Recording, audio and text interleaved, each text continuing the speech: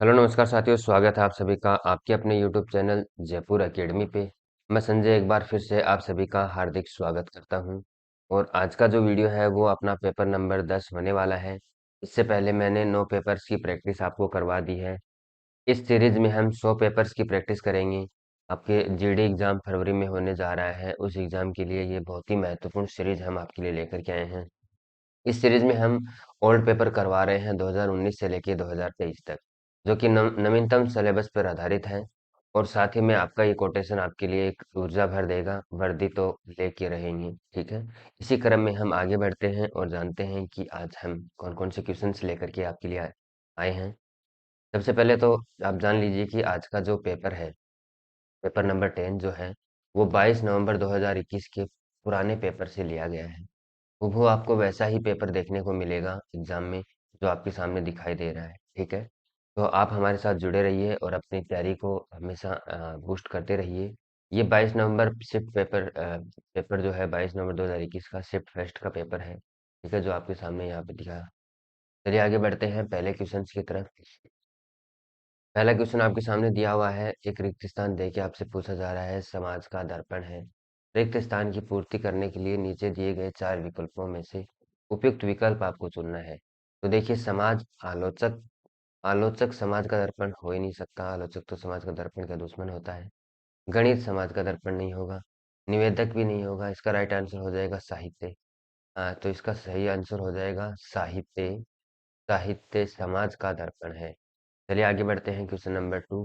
सही वर्तनी वाले शब्द का आपको चयन करना है। सही वर्तनी कौन से शब्द में दी गई है वो आपको बताना है। देखिए, पारिश्रमिक नहीं होता है, परिश्रमिक नहीं होता है, पारिश्रमिक नहीं होता है, या होता है पारिश्रमिक, ठीक है। वैसे दोस्तों मैं आपको बता दूं, इसका जो राइट आंसर हो जाएगा वो हो जाएगा पारिश्रमिक, ठीक है। आगे हम बढ़ते हैं और अगला क्वेश्चन आपसे पूछा जा रहा है, दिए गए शब्द का आपको विलोम शब्द बताना है। उर्वर दिया हुआ है यहाँ पे, उर्वरक नहीं है दोस्तों, इसको कंफ्यूज मत होइएगा। उर्वर दिया हुआ है, उर्वर का आपको विलोम शब्द बताना है, ठीक है। तो उर्वर का विलोम शब्द उर्वरक हो जाएगा? नहीं, बिल्कुल नहीं होगा। और धूसर हो जाएगा? नहीं होगा। नीरस होगा? नहीं होगा। इसका आंसर हो जाएगा ऊसर, ठीक है। आगे हम बढ़ते हैं क्वेश्चन नंबर 4। दिए गए वाक्यांश के लिए एक शब्द दीजिए। दोस्तों इस बार एसएससी जीडी ने अपने सिलेबस में थोड़ा सा बदलाव किया है। पहले 25 क्वेश्चंस पूछे जाते थे एग्जाम में, और अभी 20 क्वेश्चंस 40 मार्क्स के पूछे जाएंगे। दोस्तों अभी थोड़ा सा आपको जो टाइम है वो भी थोड़ा कम कर दिया गया है, और क्वेश्चंस की संख्या भी कम कर दी गई है। अभी सुनने में तो ऐसा भी आ रहा है कि इसका जो माइनस मार्किंग है, कट ऑफ मार्क्स, जो आपकी नेगेटिव मार्किंग की अगर हम बात करें, तो वो रहेगी 2 क्वेश्चन गलत होने पे आपका 1 नंबर काट लिया जाएगा।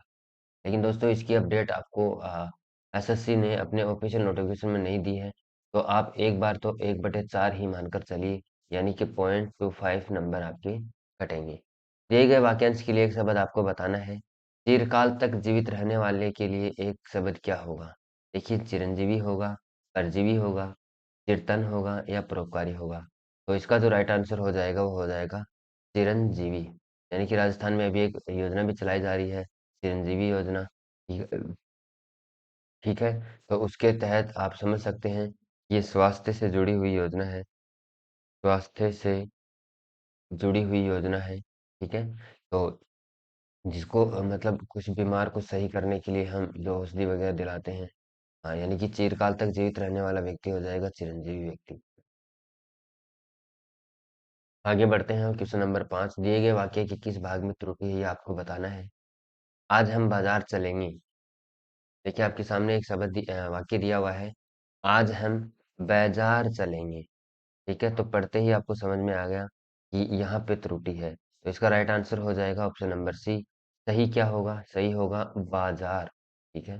तो बाजार जो शब्द है, इस शब्द में त्रुटि थी। तो आज हम बाजार चलेंगे, ना कि बाजार, ठीक है। ओके, आगे हम बढ़ते हैं। दिए गए वाक्य में रेखांकित खंड को प्रस्तापित करने के लिए सबसे उपयुक्त विकल्प का आपको चयन करना है। यदि प्रतिस्थापित करने की आवश्यकता नहीं है, तो विकल्प किस बदलाव की आवश्यकता नहीं है का चयन करना है आपको। देखिए आपके सामने एक वाक्य दिया हुआ है, महापुरुषों के उपदेशों का अपने जीवन में सम्मान करो। ठीक है? इस वाक्य की जगह हम कौन-सा 4 ऑप्शनों में से रिप्लेस कर सकते हैं, वो आपका बताना है। तो देखिए, महापुरुषों के उपदेशों का अपने जीवन में पालन करो होता है, ठीक है? सम्मान करना तो होता ही है, कि साथ में हम पालन करना भी कह सकते हैं। प्रयोग बिल्कुल नहीं करेंगे, साइंस थोड़ी है जो हम प्रयोग कर लेंगे। निषेध नहीं, हम महापुरुषों का निषेध करेंगे तो आगे कैसे बढ़ेंगे? और बदलाव की आवश्यकता थी, इसलिए इसका राइट आंसर हो जाएगा आपका यानी कि पालन करो, महापुरुषों के उपदेशों का अपने जीवन में पालन करो। अच्छा, जीवन दिया हुआ है, ठीक है, सॉरी, सॉरी। जीवन में प्रयोग करना है, इसका राइट आंसर हो जाएगा ऑप्शन नंबर बी। आगे हम बढ़ते हैं, उस विकल्प का चयन करना है, जिनमें मुहावरे का अर्थ व्यक्त करता हो। आंखें चुराने मुहावरे का अर्थ हो जाएगा, तो आंखें चुराने मुहावरे का अर्थ हो जाएगा अनदेखा करना। तो इसका जो राइट आंसर है वो हो जाएगा अनदेखा करना, ऑप्शन नंबर सी। आगे बढ़ते हैं, दिए गए वाक्य का वह भाग ज्ञात करें जिसमें कोई त्रुटि है। यदि कोई त्रुटि नहीं है, तो कोई त्रुटि नहीं वाला आपको चुनना है, ठीक है? बुद्धिमान व्यक्ति की परख बुद्धि हर कार्य में परिलक्षित होती है, ठीक है? बुद्धिमान व्यक्ति की परखर बुद्धि हर कार्य में परिलक्षित होती है। तो इसमें जहाँ तक मुझे लगता है इस वाले वाक्य में कोई त्रुटि नहीं है, तो इसका राइट आंसर हो जाएगा ऑप्शन नंबर 1, यानी कि हर कार्य में परिलक्षित होती है। ये वाक्य भी सही है। बुद्धिमान व्यक्ति की ये भी सही है। परखर बुद्धि ये भी सही है। तो इसका जो राइट आंसर हो जाएगा वो हो जाएगा ऑप्शन नंबर ए। आगे हम बढ़ते हैं और उसमें एक वाक्यांश के लिए आपको एक शब्द बताना है। वाक्यांश दिया हुआ है, जिसमें चेतना न हो। देखिए, भाई जिसमें चेतना न हो उस वाक्य को हम क्या कहेंगे? अवचेतन कहेंगे, चिरंतन कहेंगे, मूर्ख कहेंगे या चेतन कहेंगे? तो इसका जो राइट आंसर हो जाएगा वो हो जाएगा अचेतन, यानी कि जिसमें चेतन ना हो। और एक होता है चेतन, यानी कि चंचल होना, चतुर होना, सतर्क होना, ठीक है? तो चेतन का अर्थ हो जाएगा सतर्क होना। सतर्क जो होता रहता है उसको हम चेतन कहते हैं, ठीक है? आगे हम बढ़ते हैं, अपना आज का क्वेश्चन नंबर 10 है। जिस स्त्री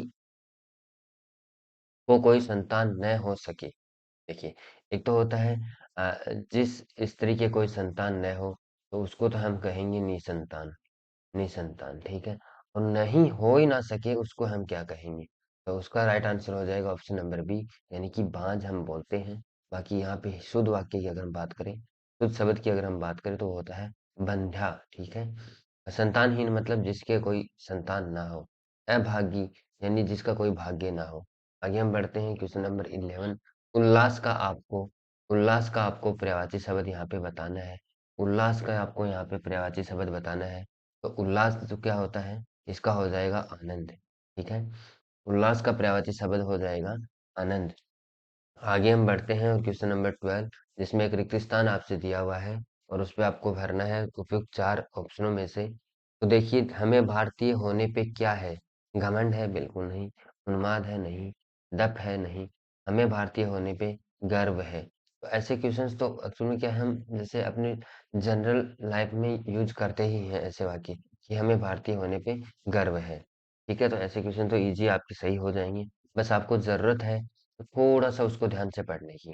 आगे हम बढ़ते हैं और क्वेश्चन नंबर 13 हम पढ़ते हैं। दिए गए वाक्य में रेखांकित खंड आपको दिया गया है और उसको प्रस्तापित करने के लिए उपयुक्त विकल्प आपको चयन करना है। अगर आवश्यकता नहीं है तो आवश्यकता नहीं वाला आपको चयन करना है। ये आपको देखिए वाक्य आप पढ़िए। वाक्य दिया है, उन्हें तात्कालिक आदेश से निलंबित कर दिए गया। देखिए, इस रेखांकित खंड की जगह हम क्या रिप्लेस कर सकते हैं वो आपको यहाँ पे देखना है। उन्हें तात्कालिक आदेश से निलंबित कर दिए गए को नहीं, उन्हें आदेश से निलंबित कर दिया गया, आदेश से निलंबित करा दिए गया, किसी भी बदलाव की आवश्यकता नहीं है। तो इसका जो राइट आंसर हो जाएगा वो हो जाएगा ऑप्शन नंबर बी, यानी कि उन्हें तात्कालिक आदेश से निलंबित कर दिया गया। ठीक है? तो इसका राइट आंसर है ऑप्शन नंबर बी। आगे हम बढ़ते हैं, दिए गए वाक्य में रेखांकित खंड को प्रतिस्थापित करने के लिए सबसे उपयुक्त विकल्प का आपको चयन करना है। यदि प्रतिस्थापित करने की आवश्यकता नहीं है, तो विकल्प किसी भी बदलाव की आवश्यकता नहीं वाला चयन करना है आपको। वाक्य आपके सामने दिया हुआ है, मुझे अपने आप पर आत्मविश्वास है। ठीक है? मुझे अपने आप पर आत्मविश्वास है। तो इसमें जो आपको प्रतिस्थापित करना है वो ये हो जाएगा, मुझे नहीं आएगा अपने आप पर विश्वास, आत्मविश्वास नहीं, अपने आप पर, मुझे अपने आप पर विश्वास है। ऑप्शन नंबर सी इसका सही आंसर हो जाएगा। आगे हम बढ़ते हैं। निरर्थक, निरर्थक जो विलोम, निरर्थक शब्द जो दिया हुआ है उसका आपको विलोम शब्द बताना है। निरर्थक यहाँ पे दिया हुआ है, उसका विलोम शब्द आपको बताना है। दोस्तों निरर्थक का हो जाएगा सार्थक, ठीक है। निरर्थक का हो जाएगा सार्थक। सफल जो है ये है विफल का है, विफल का है। रक्षक है वो भक्षक का है, ठीक है, भक्षक का है। और देखिए आपने सुना होगा रक्षक ही भक्षक बन गया। सफलता में ही विफलता होती है या विफलता में ही सफलता होती है। समर्थक को समर्थन ना असमर्थक, असमर्थक हो जाएगा, ठीक है। आगे हम बढ़ते हैं क्वेश्चन नंबर 16। एक वाक्य आपके सामने दिया हुआ है और उसके 4 भाग अलग-अलग कर दिए गए हैं। आपको उसमें बताना है कि कौन से में कोई त्रुटि है क्या? अगर कोई त्रुटि नहीं है तो यदि कोई त्रुटि नहीं है वाला आपको चूज़ करना है। देखिए वाक्य यहाँ से स्टार्ट हो रहा है आपका, यद्यपि आपके पास उतना धन है, तथापि वह स्वस्थ नहीं। देखिए, यद्यपि उसके पास उतना धन है, तथापि वह स्वस्थ नहीं है। कौन से वाक्य में त्रुटि है, ये आपको बताना है। तो इसका जो राइट आंसर हो जाएगा, वो हो जाएगा वह स्वच्छ नहीं, ठीक है? यानी कि उतना धन, यद्यपि उसके पास इतना धन है, यहाँ पे उतना की जगह आएगा इतना, ठीक है? तो इसकी जो त्रुटि है वह है खंड नंबर 2 में, यानी कि ऑप्शन नंबर 2 इसका सही आंसर हो जाएगा। आगे हम बढ़ते हैं, एक रिक्तस्थान दिया हुआ है, उसकी पूर्ति करने के लिए 4 उपयुक्त शब्दों का चयन आपको करना है। 4 में से उपयुक्त जो शब्द इसमें आएगा वो आपको यहाँ पे भरना है। थिएटर में कौन-सा सिनेमा, थिएटर एक खुद सिनेमा होता है तो उसमें क्या चलेगा? पिक्चर नहीं होगा, खेल नहीं होगा, यानी कि खेला जा रहा है। पिक्चर तो चलेगी, ठीक है? चलेगी या दिखेगी या देखी जा रही है, ठीक है? और खेल खेला नहीं जाता, थिएटर में नहीं खेला जाता है, वो ग्राउंड में खेला जाता है, ठीक है? तो थिएटर में कौन-सा नाटक नाटक खेला जा रहा है, इसका राइट आंसर हो जाएगा ऑप्शन नंबर ए। आगे हम बढ़ते हैं। मुहावरे, आपको एक मुहावरा दिया हुआ है, बखियाँ उधेड़ना। बखियाँ उधेड़ना मुहावरे का सही अर्थ आपको बताना है। देखिए ऑप्शन नंबर 1 यहाँ पे है, अत्यधिक क्रोधित, अत्यधिक क्रोध होना। एक होता है बखिया उधेड़ना मतलब भेद खोलना। एक है कठिन कार्य करना और ऑप्शन नंबर डी दिया हुआ है प्रशंसा करना। तो इसका राइट आंसर हो जाएगा भेद खोलना, यानी कि उसने आप किसी अपने दोस्त की बखियां उधेड़ दी, ठीक है। बखियां मतलब उसके भेद खोल दिए। आगे हम बढ़ते हैं क्वेश्चन नंबर 19। दिए गए शब्द के समानार्थी शब्द का चयन आपको करना है। तो शब्द आपको यहाँ पे दिया हुआ है भरमर, ठीक है। तो भरमर का आपको समानार्थी शब्द बताना है। तो इसका राइट आंसर आपका हो जाएगा ऑप्शन नंबर सी, यानी कि भौरा। भौ भौरा, भौरा का समानार्थी शब्द हो जाएगा भरमर, ठीक है। आगे हम बढ़ते हैं और आगे क्वेश्चन दिया हुआ है, सही वर्तनी वाले शब्द का आपको चयन करना है, ठीक है। ऑप्शन 4 दिए हुए हैं, रूढ़िवादी, एक रूढ़िवादी, और एक दिया हुआ है रूढ़िवादी और एक रूढ़िवादी, ठीक है। तो सही वर्तनी वाले शब्द का आपको यहाँ पे चयन करना है। तो इसका जो राइट आंसर हो जाएगा, आप एक चीज यहाँ देख सकते हैं, रूढ़ी रूढ़ी दोनों सेम सेम यहाँ पे दिए हुए हैं, ऑप्शन नंबर ए और ऑप्शन नंबर डी, और ऑप्शन नंबर बी और ऑप्शन नंबर सी, इन दोनों में सेम शब्द शब्द दिए हुए हैं। तो इसका कन्फ्यूजन वाला ये सवाल था। मैं दोस्तों आपको बता दूं, ये जो टाइपिंग मिस्टेक इस पेपर में हुआ था, ठीक है, उसके बिहाव पे एसएससी जीडी ने इसका बच्चों को बोनस बोनस पॉइंट दिया था। वैसे इसका राइट आंसर ए भी हो सकता है और डी भी है, यानी कि रूढ़िवादी सही ऐसे ही लिखा जाता है, रूढ़िवादी, ठीक है। आगे हम बढ़ते हैं, क्वेश्चन नंबर 21 यहाँ पे आपको दिया जा रहा है। वैसे ऐसे मैं आपको बता दूं, एसएससी जीडी ने इसका जो आंसर माना था राइट, वो डी माना था, ठीक है। आगे हम बढ़ते हैं, क्वेश्चन नंबर 21।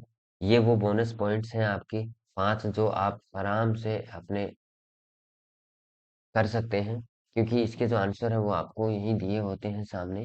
बस आपको सही शब्द, उपयुक्त शब्द आपको यहाँ पे चूज़ करना होता है। दिए गए गद्यांश में कुछ शब्द हटाए गए हैं। एक गद्यांश यानी कि एक कहानी जैसा आपको बनती हुई प्रतीत होती है। अगर कहानी का अर्थ आपको सही नज़र आता है, तो आपको सही सारे क्वेश्चंस सही होते चले जाएँगे। जो भी आप यहाँ पे 4-5 क्वेश्चन आप करने वाले हैं, 21 से लेके 25 तक। दोस्तों मैं आपको बता दूँ, इस बार एसएससी जीडी में 20 क्वेश्चंस ही पूछे जाएँगे, ठीक है? तो इन सभी क्वेश्चंस को एक साथ मतलब एडजस्ट कर लिया जाएगा। एक अगर 4 समानार्थी शब्द पूछे जा रहे हैं, तो 2 समानार्थी शब्द पूछ लिए जाएँगे। लेकिन ये जो गद्यांश वाले 5 प्रश्न हैं, ये आपको बिल्कुल एग्ज़ाम में ऐसे के ऐसे देखने को मिलेंगे। तो चलिए आगे हम बढ़ते हैं और करते हैं 21 नंबर क्वेश्चंस। और इसमें पहले पहले ही गद्यांश में आपको बताना है कि 1 नंबर के स्थान, जो रिक्त स्थान दिया हुआ है, उसमें क्या आएगा? प्रकृति मनुष्य को प्रकृति मनुष्य को ईश्वर का अनुपम अभिशाप है, रूप है, एहसास है या वरदान है? तो इसका राइट आंसर हो जाएगा वरदान। यानी कि प्रकृति मनुष्य को ईश्वर का अनुपम वरदान है। ठीक है? आगे हम प्रश्न में बढ़ते हैं और 2 नंबर वाले में आपको बताना है कि 4 ऑप्शनों में से कौन-सा उपयुक्त शब्द यहाँ पे आएगा। तो आगे हम पढ़ते हैं, प्रकृति सदा से मनुष्य की सहचर रही है, ठीक है? और अपने गुणों एवं सौंदर्य से मानव को तृप्त करती रही है। मानव भी प्रति उसके आकर्षण के प्रति उसके अनाकर्षण नहीं, बिल्कुल निकुष्ट नहीं, अभिसत नहीं। तो इसका राइट आंसर हो जाएगा ऑप्शन नंबर ए, यानी कि रूप के प्रति आकर्षक रूप के प्रति खींचा चला गया है। परंतु जैसे-जैसे मनुष्य के हाथों में विज्ञान की शक्ति आने लगी, उसने प्रकृति का दोहन किया और अपनी सहचर प्रकृति को लाभ, समृद्धि, संपन्नता और हानि क्या पहुँचाना आरंभ कर दिया। तो यहाँ पे राइट आंसर हो जाएगा ऑप्शन नंबर डी, यानी कि हानि पहुँचाना प्रारंभ कर दिया या आरंभ कर दिया। ठीक है? प्रारंभ या आरंभ कर दिया। विज्ञान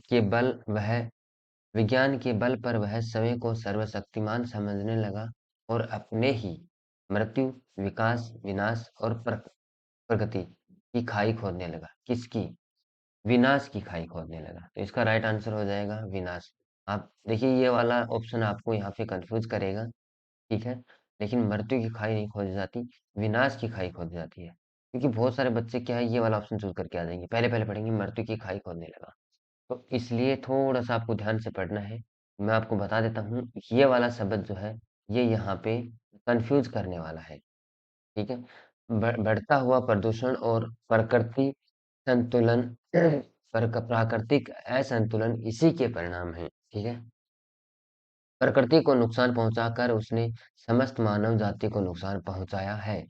प्रकृति के साथ समरूपता, सामंजस्य, समानता, सहजता स्थापित करके ही मनुष्य को बचाया जा सकता है। तो इसका जो राइट आंसर हो जाएगा, वो हो जाएगा ऑप्शन नंबर बी, यानी कि सामंजस्य। दोस्तों उम्मीद करता हूँ आपको क्लास बहुत अच्छी लगी होगी, ठीक है? और अगर आप वीडियो पे नए हैं, तो आपका बहुत-बहुत धन्यवाद आपने वीडियो देखने के लिए।